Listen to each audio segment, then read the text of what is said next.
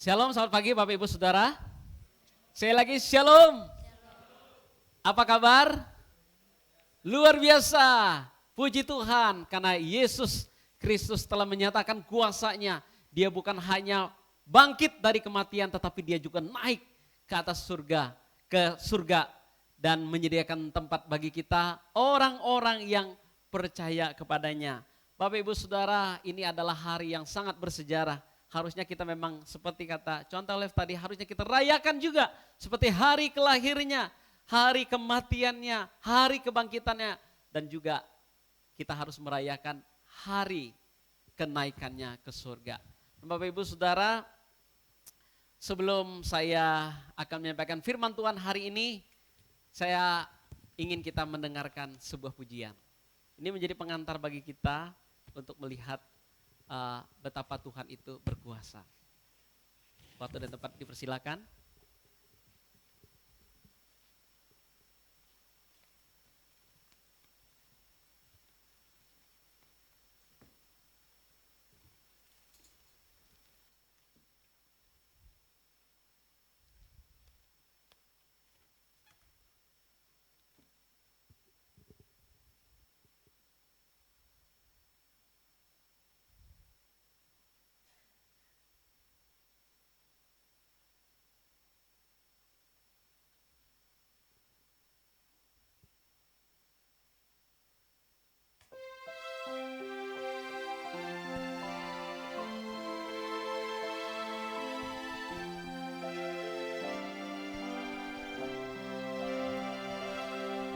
Kereta awan putih, Yesus naik dari bumi dan menuju taktanya, dan menuju taktanya.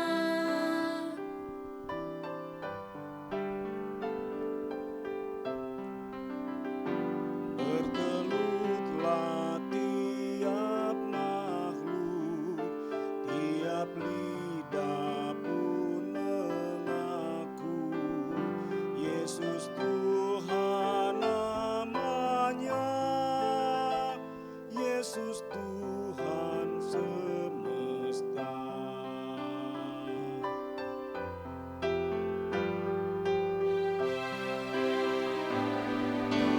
Kuasa dalam dunia dan malaikat dalam surga mengagungkan namanya, mengagungkan namanya. Yesus Raja Maha Kuasa, bersujudlah bangsa-bangsa dan menjadi murid-Nya, dan menjadi murid-Nya.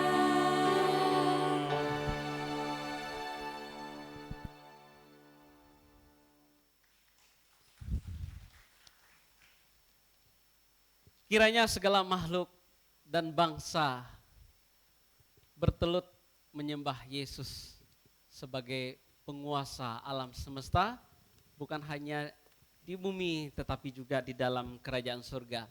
Bapak Ibu Saudara, marilah kita membuka Alkitab kita dari Injil Lukas pasal 24 ayat 50 sampai dengan 53.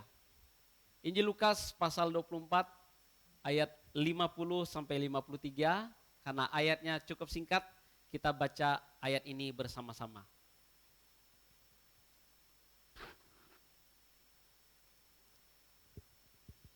Injil Lukas 24 ayat 50 sampai 53. Kalau sudah dapat, kita baca bagian ini bersama-sama. 1, 2, 3. Lalu Yesus membawa mereka keluar kota sampai ke dekat Betania. Di situ ia mengangkat tangannya dan memberkati mereka. Dan ketika ia sedang memberkati mereka, ia berpisah dari mereka dan terangkat ke surga. Mereka sujud menyembah kepadanya, Lalu mereka pulang ke Yerusalem dengan sangat bersuka cita. Mereka senantiasa berada di bait Allah dan memuliakan Allah. Tema kita hari ini adalah worship Him, sembahlah Dia. Bapak Ibu Saudara, bagi Bapak Ibu Saudara atau mungkin ya anak muda yang menyukai sepak bola, kurang dari sebulan lagi ya, tepatnya tanggal 11 Juni akan ada pesta sepak bola ya, yaitu FIFA World Cup ya. 1 bulan lagi kurang lebih. Biasanya memang gaungnya cukup besar, tapi sekarang ini kayaknya gaungnya agak cukup kecil karena mungkin karena ada perang ya, karena akan dilaksanakan di Amerika begitu ya. Nah, kita tahu bahwa sepak bola adalah olahraga paling populer di planet ini. Ya jangan heran harga tiketnya itu bisa sangat mahal, terutama kalau untuk pertandingan final. Nanti finalnya itu akan dilakukan di stadion ini, namanya MetLife ya. Stadion mungkin termasuk yang termegah ya, terbesar di dunia. Kapasitasnya kurang lebih 100.000 orang kalau dilebarkan begitu ya, di fullkan. Ini sangat-sangat besar gitu stadionnya ya. Nah, tahu Bapak Ibu Saudara, setiap tahun memang harga tiket itu mahal untuk orang bisa nonton langsung. Untuk apalagi namanya laga final FIFA World Cup. Nah, untuk tahun ini dikatakan memecahkan rekor harga termahal di dunia. Untuk harga tiket termahalnya kurang lebih $10.990. Kira-kira berapa itu uangnya? 200 juta. Ya, 200 juta ini harga tiket termahalnya ya. Sebuah angka yang sangat fantastis untuk duduk selama 1,5 jam menyaksikan 22 orang lari-larian ngejar satu bola.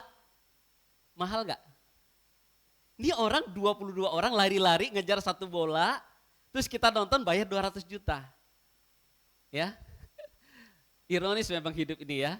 Jadi kita nonton begitu, nanti mereka ada berantemnya di sana ya kita tonton juga, bayar 200 juta. Nah, mengapa ada orang yang rela membayar harga semahal itu untuk menonton yang namanya sepak bola? Nah, bagi mereka yang mencintai sepak bola, uang sebanyak itu sepadan dengan kesempatan untuk menjadi saksi sejarah. Ya, menjadi saksi sejarah, mereka ingin hadir saat sang juara mengangkat piala di atas podium. Nah, itulah momen puncak klimaks ya, di mana semua perjuangan, keringat saat latihan ya, mengorbankan diri ya, para atlet itu mengorbankan banyak hidup mereka ya. Mungkin juga hal-hal yang mereka senangi mereka korbankan, jauh dari keluarga dan lain sebagainya. Dan ketika mereka mencapai satu puncak, ketika ada klimaks di dalam sebuah pertandingan mereka sampai di final, itu seperti terbayar lunas. Ya, dan mereka yang menonton itu seperti hadir bersama-sama ya, menikmati momen itu, apalagi yang juaranya adalah yang dia dukung.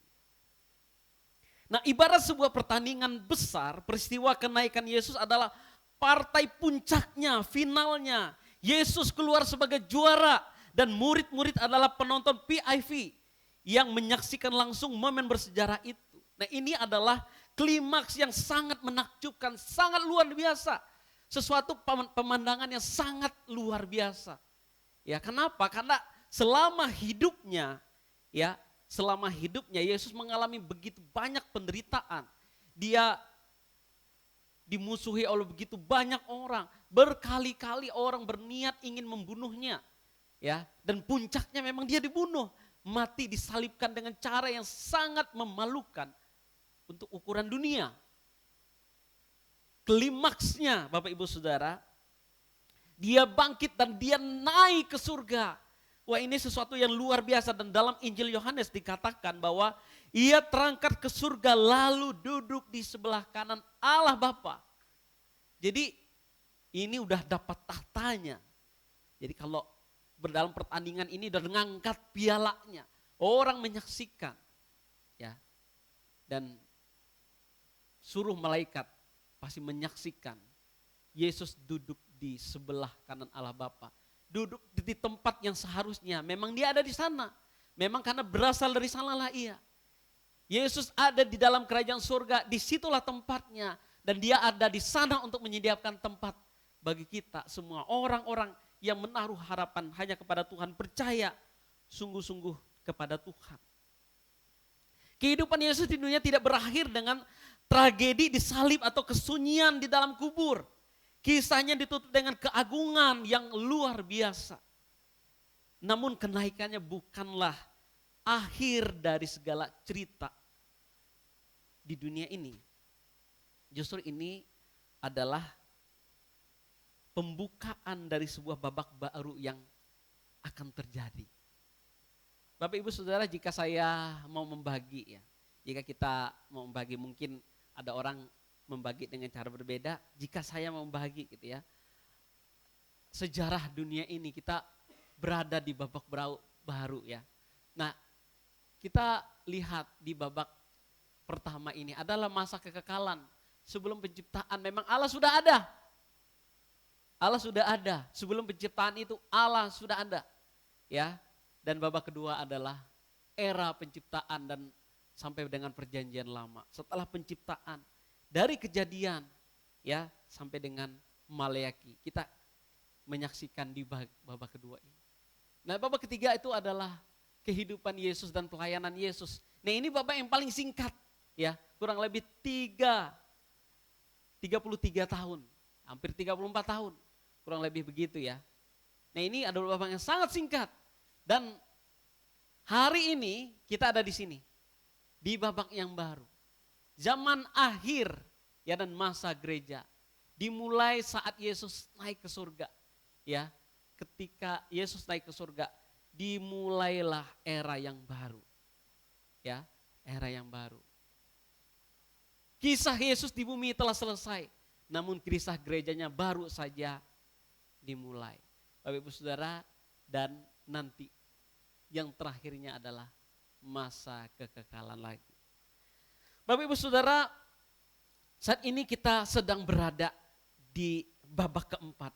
Babak terakhir sebelum kita masuk di dalam kekekalan. Babak yang sangat menentukan apakah kita akan berada di sana bersama dengan Tuhan atau justru berada di sana di dalam penghukuman. Di saat inilah masa ketentuannya. Di saat inilah masa-masa yang paling menentukan bagaimana cara kita hidup, bagaimana kita menjalani hidup kita. Dan saat itulah yang akan menentukan masa yang tidak akan pernah berakhir lagi, masa kekekalan. Babak baru ya, realitas zaman akhir. Nah, ini kita ada di sini. Bapak Ibu Saudara, dalam pandangan teologi reform seperti yang juga diajarkan oleh Bapak Gereja ya, John Calvin, kita memahami zaman akhir dengan prinsip already but not yet. Sudah tetapi belum sepenuhnya. Sudah pernah disampaikan. Ini bahkan menjadi tema kalau nggak salah ya, tema gereja kita juga di dalam khotbah. Bapak Ibu Saudara, pemerintahan Kristus saat ini ya dalam teologi reform pada umumnya, ya saya agak kutip karena kita mungkin sering ya dalam diskusi kita, sebenarnya gereja kita pandangan apa sih tentang akhir zaman. Pada umumnya orang reform ini pandangannya amilenial. Di mana angka 1000 tahun di dalam Kitab Wahyu adalah simbol pemerintahan Kristus dari surga ya yang sedang berlangsung saat ini melalui gerejanya. Jadi masa 1000 tahun ini ya sedang berlangsung ya yang kita baca di dalam Kitab Wahyu itu. Puncaknya di masa depan. Dan meski kerajaan Allah sudah hadir secara rohani, puncaknya adalah saat Yesus datang kembali secara fisik untuk menghakimi dunia dan memulihkan segala sesuatu. Sudah datang tapi belum sepenuhnya. Ya, kita sudah masuk di zaman akhir itu. Jadi jangan kita pikir nanti ya, nanti. Enggak, kita sudah masuk di masanya. Kita memang melihat kenyataan di dunia ini, dunia itu enggak akan lebih baik. Kalau kita berdoa, Tuhan, semoga nanti keadaan Indonesia lebih baik, dunia ini lebih baik. Kenyataannya Bapak Ibu Saudara, dunia itu enggak akan lebih baik. Kenyataan begitu. Ya, kita mau terima atau tidak, kenyataannya begitu. Kenapa? Ya, jadi prinsip begini ya. Dunia ini makin banyak manusianya, miliaran orang, dan setiap tahun itu bertumbuh jumlahnya. Makin banyak. Ini kuenya sedikit. Ya, apa itu kuenya? Minyak, gas, kekayaan alam, hutan, makanan, sumber-sumber makanan. Itu semakin sedikit. Ya untuk bisa menikmati ini mungkin harus ada orang disingkirkan. Nah itulah prinsip di dalam dunia ini. Ketika orang ingin menikmati sesuatu, ada orang lain yang harus singkirkan. Kayak itu jadi perang. Dari dulu sampai sekarang itu perang itu gak akan pernah berhenti. Dan gak akan pernah berhenti sampai Yesus datang untuk kedua kali. Keadaan dunia gak akan lebih baik. Akan ada penyesatan, akan ada ya dulu kalau kita mendengar tentang chip 20 tahun yang lalu ngomong tentang chip dan lain sebagainya. Itu sesuatu yang mengawang-awang. Hari ini itu bukan sesuatu yang aneh, udah biasa. Saya nggak tahu ya, karena saya nggak pernah pergi ke Amerika, tapi saya menonton sebuah video orang yang memang tinggal di Amerika, orang Indonesia. Ya di Amerika sekarang canggih katanya. Pembayaran itu nggak perlu pakai HP, nggak perlu pakai kartu, nggak perlu pakai apa, pakai tangan aja udah begini. Sensornya sudah ada, karena sudah terekam. Jadi orang bisa langsung bayar karena di situ udah ada merekam data kita, mungkin saldo kita juga udah ada. Memang ditunjukkan, saya nggak tahu ya, tapi memang dia orang Indonesia yang menceritakan kehidupan Amerika udah begitu. Bapak Ibu Saudara, hidup itu begitu luar biasa. Ya, kemajuan zaman akan dibarengin juga, nanti akan ada banyak sekali kejahatan yang timbul. Sekarang itu namanya kejahatan itu begitu banyak. Online, offline begitu banyak Bapak Ibu Saudara. Dan makin hari akan semakin banyak. Bapak Ibu Saudara, ada 3 hal penting yang akan menandai babak baru ini. Yang pertama, ya kita ini sekarang sudah di babak yang baru ya. Yang pertama itu adalah turunnya Roh Kudus. Di dalam Yohanes pasal 16 ayat 7. Namun benar yang kukatakan ini kepadamu adalah lebih berguna bagi kamu jika aku pergi. Sebab jikalau aku tidak pergi, penghibur itu tidak akan datang kepadamu. Tetapi jikalau aku pergi, aku akan mengutus dia kepadamu. Bapak Ibu Saudara, kita sudah memasuki era yang baru. Yesus sudah naik ke surga, tetapi dia di saat itulah Roh Kudus turun. Ya. Yesus berkata, ia harus pergi agar sang penolong, yaitu Roh Kudus itu datang. Ini adalah keharusan teologis yang menunjukkan kesempurnaan karya Kristus dan penerapan keselamatan bagi umat Tuhan. Memang itu yang harus terjadi. Kalau Yesus enggak naik ke surga, maka janjinya enggak digenapi. Roh Kudus enggak akan datang, maka kita tidak akan bisa sampai di dalam kerajaan surga. Tanpa kenaikan tidak ada pencurahan Roh Kudus. Roh Kudus datang bukan sekedar untuk fenomena lahiriah seperti berbahasa roh atau berbahasa lidah, melainkan sebuah pengisafan dunia akan dosa dan meneguhkan umat Allah sepanjang zaman. Jadi ini penting sekali, Yesus harus naik ke surga untuk menyediakan tempat, tetapi juga untuk ada Roh Kudus untuk menghisapkan orang-orang percaya di sepanjang zaman. Nah, ini sesuatu yang sangat penting, sudah seharusnya demikian. Yang kedua, untuk misi pemberitaan Injil. Bapak Ibu Saudara, sebelum Yesus terangkat ke surga, Yesus meninggalkan sebuah mandat utama yang kita kenal dengan amanat agung. Di dalam Matius pasal 28 ayat 19-20 ya. Ayat sudah sangat terkenal. Karena itu pergilah, jadikanlah semua bangsa muridku dan baptislah mereka dalam nama Bapa, Anak dan Roh Kudus dan ajarlah mereka untuk melakukan segala sesuatu yang telah kuperintahkan kepadamu. Dengan ketahuilah aku menyertai kamu sampai kepada akhir zaman. Bapak Ibu Saudara, wasiat terakhirnya bukanlah membangun gedung, melainkan memuridkan bangsa-bangsa, membawa mereka datang kepada Tuhan. Ya, segala aktivitas gereja yang kita lakukan hari ini harusnya memang untuk berpusat kepada pemberitaan Injil. Karena itu tugas yang sangat penting. Ya, di dalam memuridkan, di dalam juga pengajaran dan lain sebagainya. Apapun yang kita lakukan, harusnya ada konten-konten itu. Bapak Ibu Saudara, musik, administrasi, gedung gereja, itu sarana yang bisa kita pakai. Ya, bukan menjadi yang utama. Semuanya adalah sarana untuk pemberitaan Injil. Musik bisa untuk memberitakan Injil enggak? Bisa. Musik itu bisa untuk memberitakan Injil. Ya, ada orang tersentuh dengan lagu-lagu tertentu dan akhirnya menyadari betapa besarnya karya Tuhan. Itu sarana. Ya, tapi bukan yang utama, misalnya jadi artis rohani. Ya, akhirnya memang bisa juga Tuhan pakai artis-artis, tapi itu bukan utama, jadi tujuan utama ya. Kalau saudara bisa nyanyi, bisa rekam lagu dan dipost, orang mendengar dan lain sebagainya, mungkin bisa memberkati orang lain. Bapak Ibu Saudara ya. Tapi itu sarana ya, sarana, tujuan utamanya adalah untuk pemberitaan Injil. Tugas gereja bukan hanya satu ya. Memang bukan hanya satu, bukan hanya memberitakan Injil. Tugas gereja itu ada 5 ya, setidaknya ada 5. Yaitu pemberitaan firman Tuhan atau kerugma. Gereja bukan perkumpulan sosial Bapak Ibu. Gereja adalah komunitas rohani, bagian dari tubuh Kristus. Gereja harus memberitakan firman. Jadi kita nggak cukup hanya ngumpul doang berdasarkan kita hobi ya. Ini gereja tertentu itu kayaknya hobinya sama gitu, orang-orangnya sama gitu. Gereja bukan komunitas sosial. Gereja itu adalah komunitas rohani. Karena itu di dalam perkumpulan kita harus ada firman Tuhan yang diberitakan di sana, dibicarakan di sana.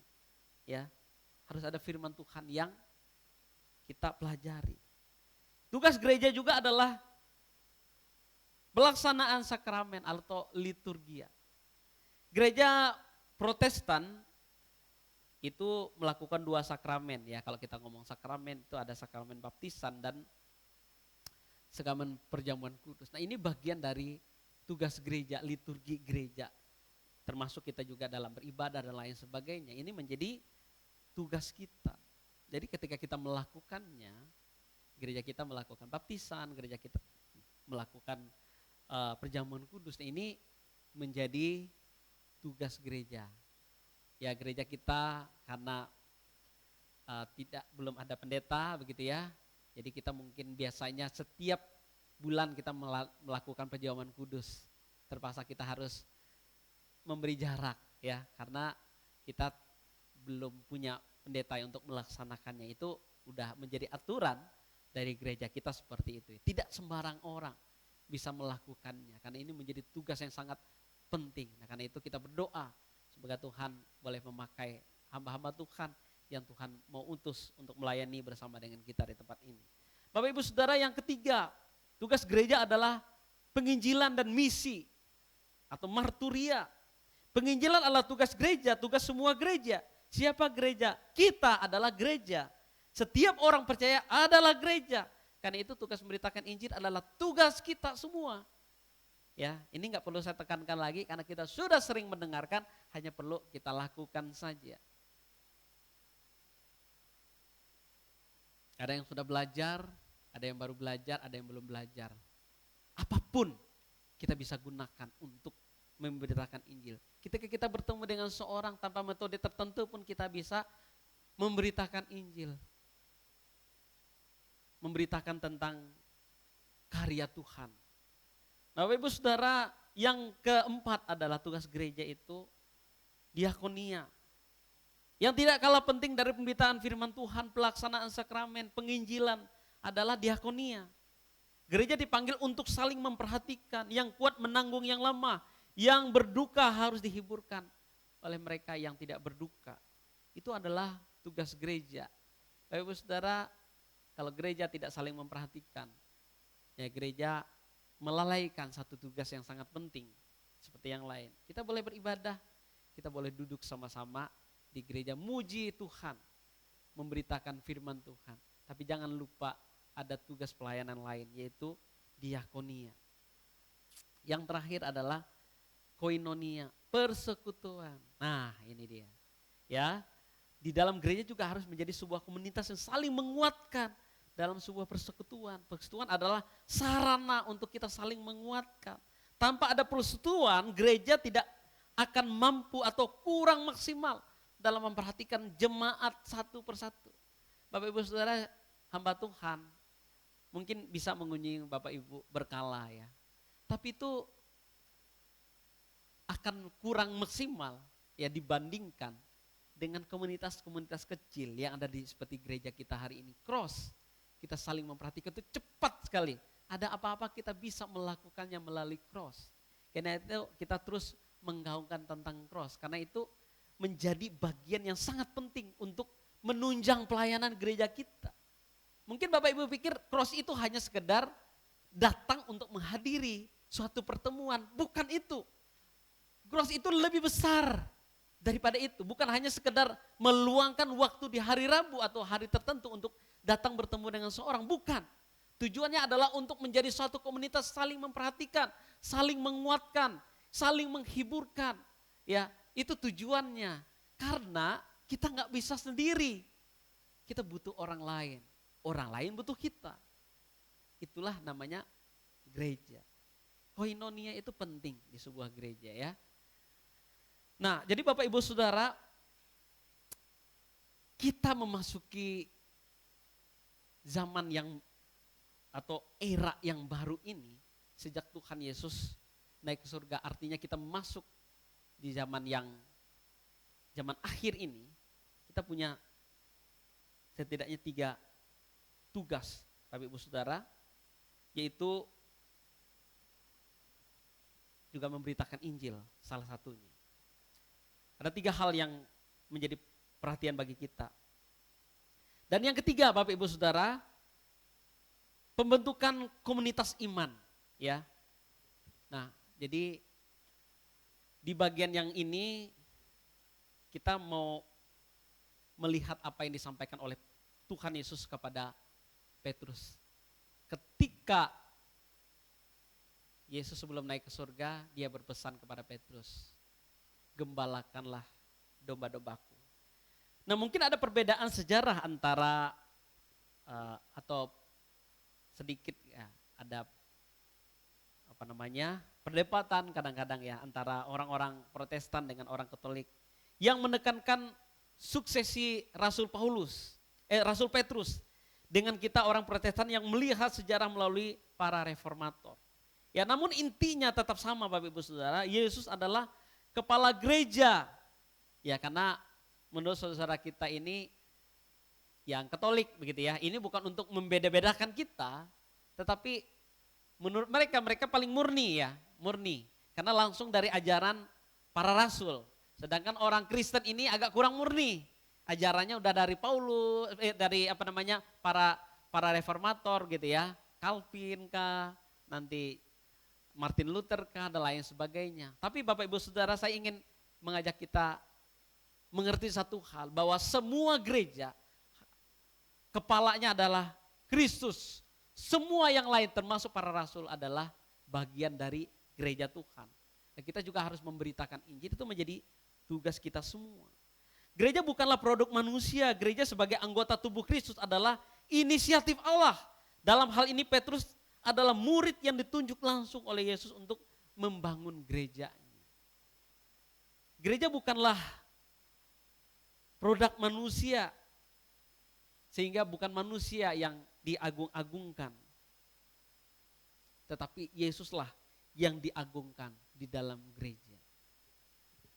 Kita menghormati banyak tokoh penting di dalam gereja kita, di dalam gereja. Termasuk di gereja kita ada tokoh-tokoh yang sangat penting. Tetapi itu bukan produk manusia. Itu bukan produk mereka, ya. Gereja itu adalah produknya Tuhan, milik Tuhan. Sehingga tidak ada yang harus lebih dipuji, ditinggikan selain Tuhan.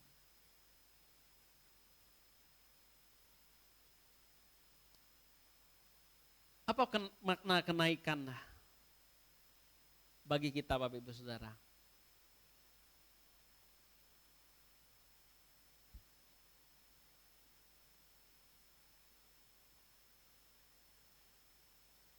Kristus sebagai imam yang besar dan kekal, imam besar yang kekal. Kita lihat di ayat 50.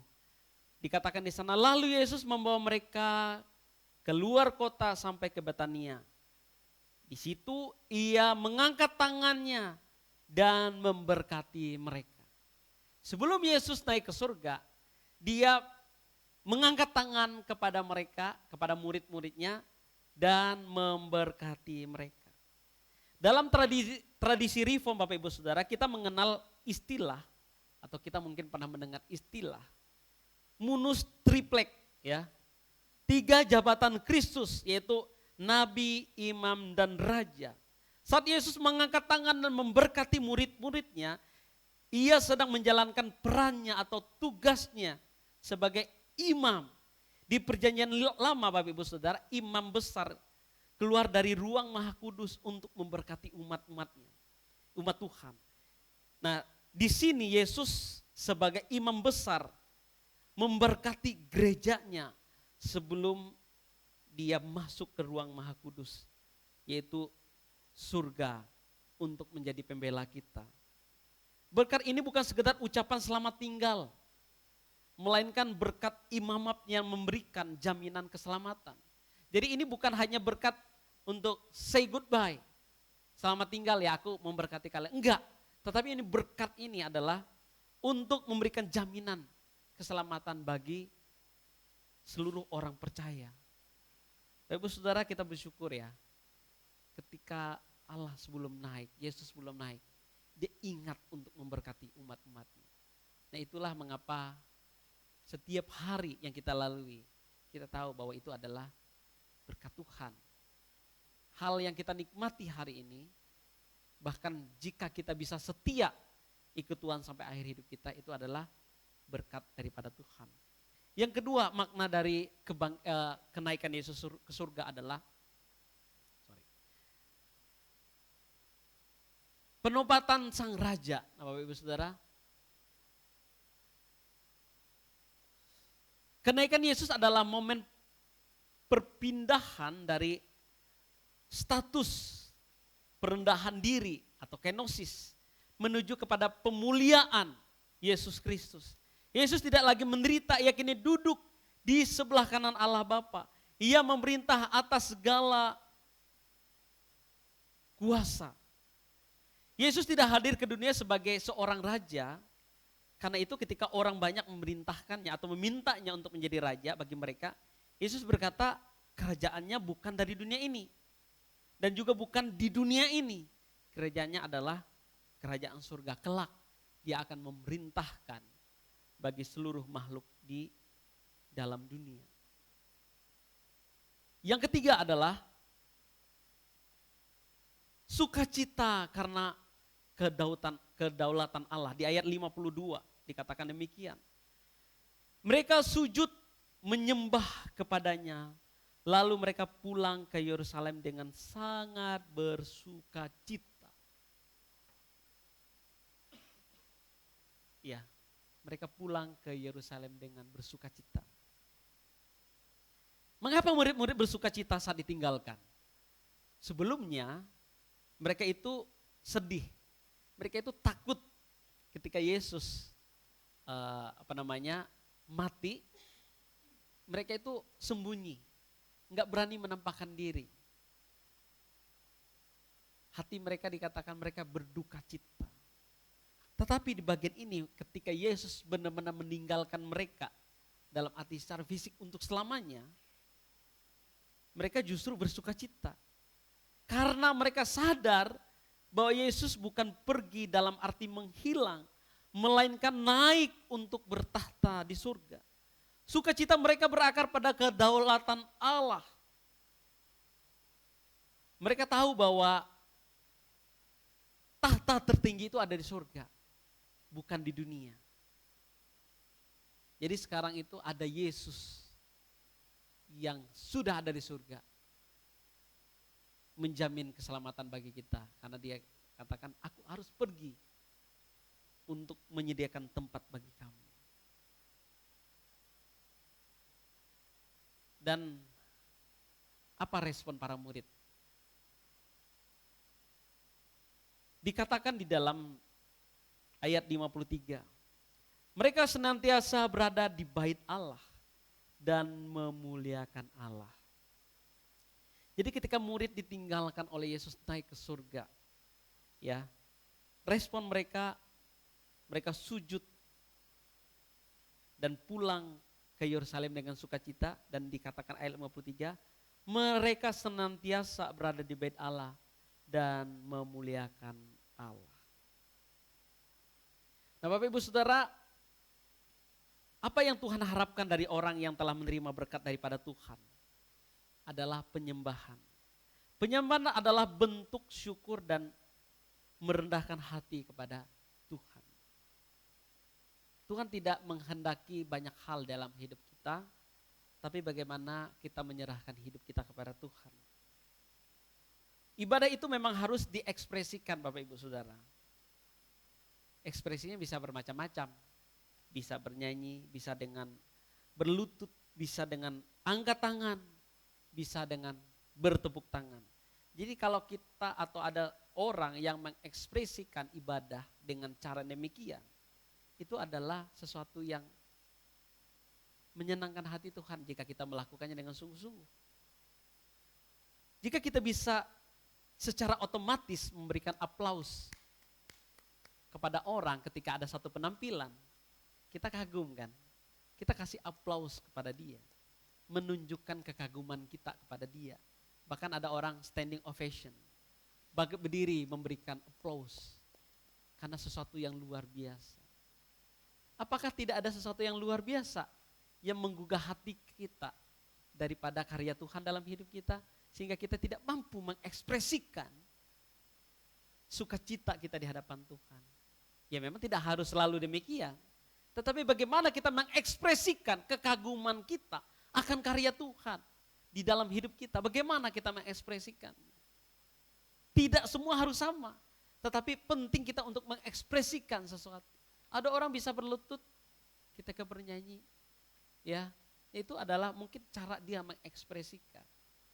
Jadi memang harusnya gereja memberi ruang, kita memberi ruang untuk orang bisa mengekspresikan kekaguman mereka akan karya Tuhan di dalam kehidupan mereka. Murid-murid tidak tahan untuk tidak bersujud tatkala mereka menyaksikan Kristus terangkat ke surga. Pemandangannya sangat menakjubkan, ya. Mungkin mereka kalau nyanyi ada tahu lagu, kau sungguh indah tiada taranya, sungguh menakjubkan. Kalau lagu itu udah ada, mungkin mereka sampai nyanyi lagu itu kali. Karena begitu menakjubkan pemandangan yang mereka lihat, mereka gak tahan, mereka sujud menyembah pada Tuhan.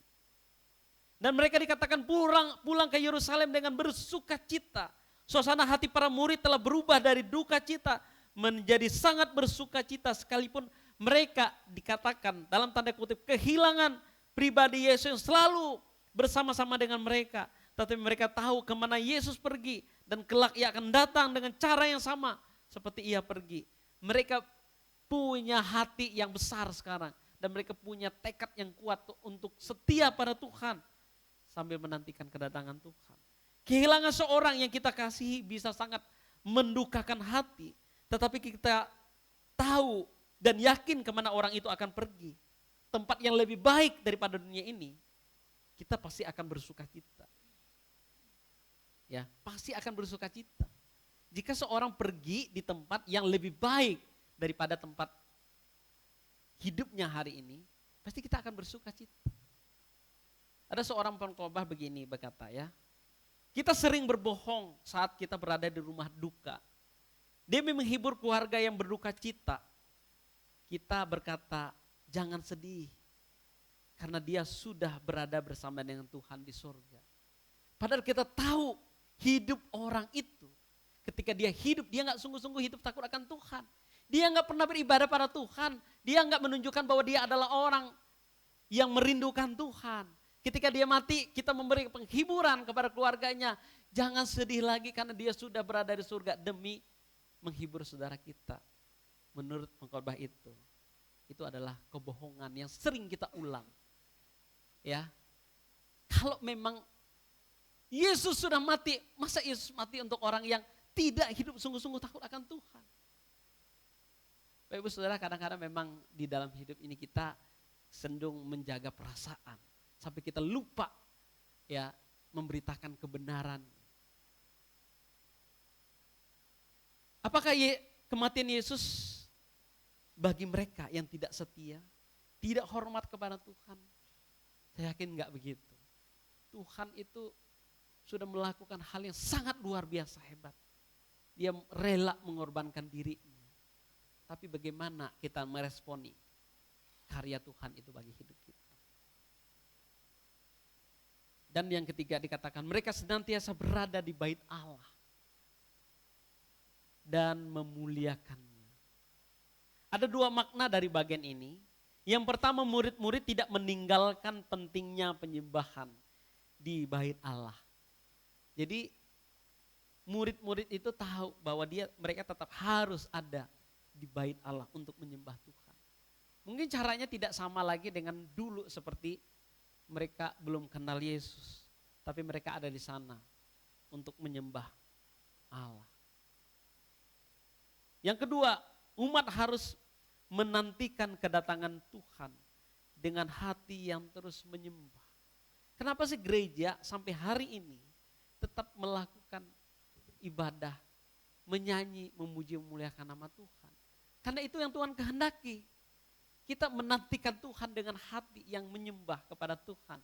Ya, merendahkan diri kita di hadapan Tuhan sambil menantikan kedatangan Tuhan. Oh Pak, Tuhan belum datang sampai hari ini. Kan kita memang gak pernah tahu. Dan Tuhan gak pernah kasih tahu kapan dia persisnya akan datang. Yang Tuhan kasih tahu adalah bersiap sedialah. Dan bagaimana respon kita Bapak Ibu Saudara? Bagian terakhir. Pertama, bagaimana kita meresponi kenaikan Tuhan Yesus di surga. Siap sedia menjelang kedatangan Tuhan yang kedua kali. Tadi saya sudah katakan di awal bahwa kita sudah hidup di masa zaman akhir. Yesus pasti akan datang kapan waktu yang kita tidak tahu, tapi mari kita siap sedia. Belajar seperti 5 gadis yang bijaksana yang selalu siap sedia menyambut kedatangan sang mempelai. Ini jadi tugas kita. Bagaimana? Ya tadi kita menyembah Tuhan, kita memuji Tuhan, kita mempersembahkan hidup kita kepada Tuhan. Dan yang kedua, mari kita belajar untuk terus bersyukur atas segala berkat Tuhan dalam hidup kita. Yesus ketika sebelum dia naik ke surga, dia memberkati murid-muridnya. Dan respon murid-muridnya adalah mereka senantiasa bersukacita dan bersyukur kepada Tuhan. Tuhan telah memberkati hidup kita dengan segala kelimpahannya Bapak Ibu Saudara. Dengan segala macam ya, itu kehidupan kita sendiri, kesehatan. Mari kita meresponinya dengan bersyukur kepada Tuhan. Jangan hanya komplain saja sama Tuhan. Ya mungkin memang hari ini kita enggak sesukses orang lain, tidak sehebat orang lain. Tapi hidup yang kita jalani itu adalah berkat Tuhan. Dan yang terakhir, mari kita senantiasa beribadah dan memuliakan Allah. Bapak Ibu Saudara, dikatakan di ayat 53 tadi, mereka senantiasa berada di bait Allah dan memuliakan Allah. Apa maksudnya? Gereja itu harus ada sampai akhir zaman. Karena itu gereja menjadi tempat bagaimana orang bisa berkumpul untuk sama-sama memuliakan Tuhan. Banyak orang pada akhir zaman akan meninggalkan gereja, akan menjauhi gereja. Karena mungkin menurut mereka gereja itu kurang relevan, gereja kurang menjawab tantangan hidup mereka. Gereja kurang, ya itu menjadi evaluasi juga bagi kita semua. Tetapi gereja itu tetap harus ada sampai Tuhan datang. Karena gerejalah yang akan memelihara ya umat-umat Tuhan ini. Ya kita sama menjadi suatu komunitas yang saling menguatkan satu dengan yang lain. Jangan meninggalkan gereja, jangan meninggalkan persekutuan, jangan meninggalkan peribadatan kita kepada Tuhan. Supaya nanti kelak ketika Tuhan datang kedua kali, dia mendapati orang-orang yang setia kepada Tuhan. Selamat merayakan hari kenaikan Yesus ke surga. Bila kita hidup senantiasa bersukacita dan hidup takut akan Tuhan. Amin. Tuhan Yesus memberkati.